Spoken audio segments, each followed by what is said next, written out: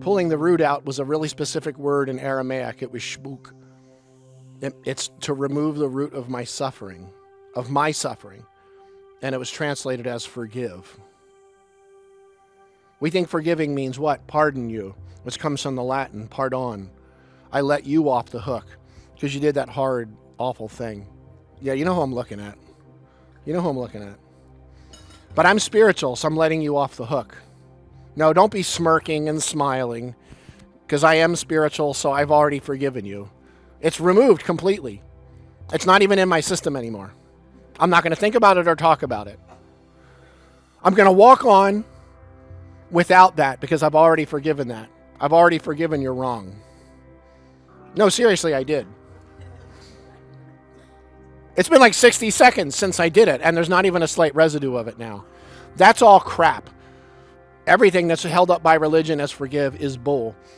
What it means is to remove the root of my suffering. If I pardon you, I can just stuff my own garbage down, and then the next person's going to trigger it back up, and then I'm going to forgive them. And I mean, with Teresa, it's like, come on, how many times? 70 times 7? How many times do you have to do it? But all I'm saying is, you do it, you pardon the person, you stuff it back down, you let them off the hook.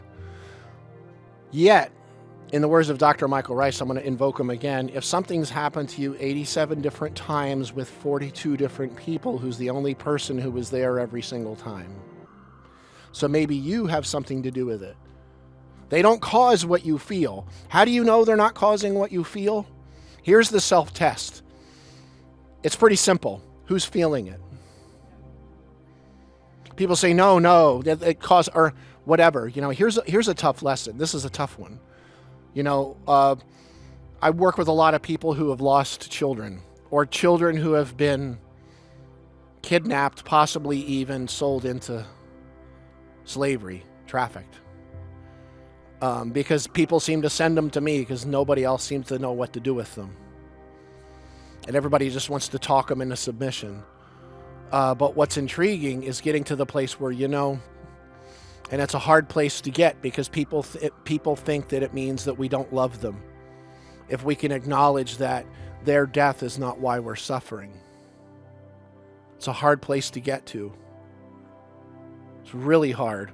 Or a child's abduction is not why we're suffering.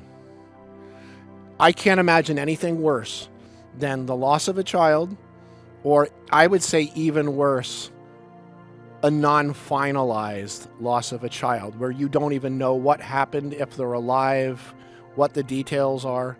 I can't imagine a worse form of torture in my human life. But what's interesting is if, as an example, someone walks into the room, and let's reference this back to the first Beatitude, and they say, oh my God, blah was just killed, whoever. I'll pick a big one from like a few years ago. Robin Williams died. Like, pick the last person in the world that you would think would die. Robin Williams died. You stop breathing. Now, it's interesting that his death caused you to stop breathing. No, because it already happened hours earlier. If it happened, if all of a sudden he died and you went, with a nice sound, I almost swallowed my other half of my lung in that.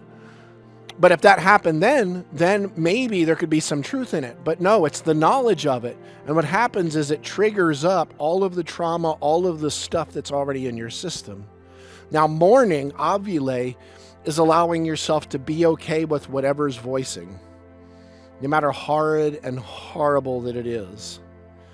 And one of the hardest things, if, as an example, the loss of someone we love, one of the hardest things is getting past that place of, most people will never even admit this, admitting that if I can feel joy in this moment, it means I don't love him anymore. That's a hard. And why is it hard? Because of what we're holding on to.